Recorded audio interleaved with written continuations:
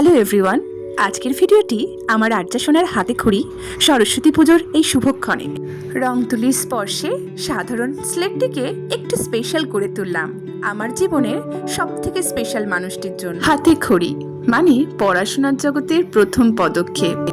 আজকে আর্যার হাতে খড়ি। কি আর্যা তোমার আজকে হাতে খড়ি?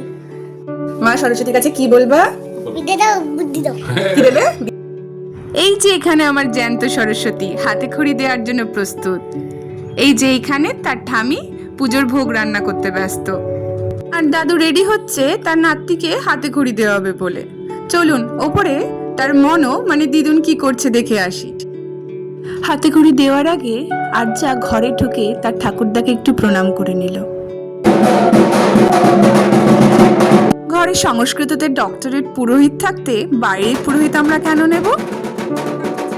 ক্ষুদান পর্ব শেষ। এই যে দেখুন সরস্বতী ঠাকুর বসে আছেন।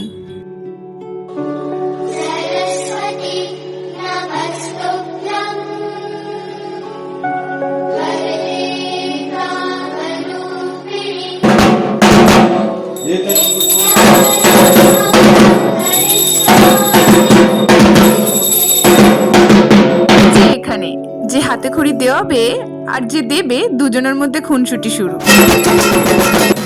চলছে, কিন্তু আমার জ্যান্ত সরস্বতী ঘরে নেই। খুঁজতে গিয়ে দেখলাম ঘরের মধ্যে তিনি তখন মোবাইলে ব্যস্ত।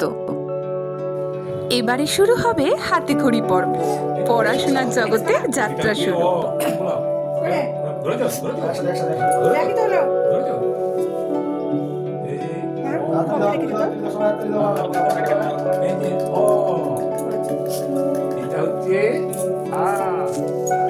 বাবা, দাদু, দিদুন, ঠামি সকলের উপস্থিতিতে আমার আর্যা সোনা প্রথম অ আ হ্রস্বই দীর্ঘই এবিসিডি লেখা শিখল। মা সরস্বতীর সাথে আমাদের সকলের আশীর্বাদ তোমার উপরে রয়েছে। এই ছোট্ট 3 বছর বয়সে তোমার যা উপস্থিত বুদ্ধি, তোমার বুদ্ধিমত্তা, তোমার ব্যক্তিত্বতে আমরা অভিভূত।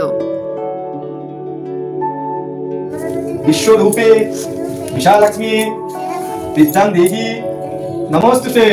এবার প্রণাম করো, নমস্কার। এটা দিদাও, পেন্সিলটা দিদাও, পেন্সিলটা দিদাও, নমস্কার ঠাকুরকে ভালো করে আসো। এখানে মাথা রাখো, মাথা রেখে নমস্কার, ঠিক আছে? সরস্বতী আমাকে বিদ্যা দাও, বাবা মাথা কমাতে মাথা শুরু করো। আমাকে বিদ্যা দাও, বিদ্যা দাও, বুদ্ধি দাও, আমাকে বিনয়ী করবা। বিয়ে করবা। হ্যাঁ হ্যাঁ। আর্যানন্দা, আমি ও তোমার বাবা খুবই লাকি তোমার মতো একটি জ্যান্ত সরস্বতীকে নিজের মেয়ে হিসাবে পেয়ে।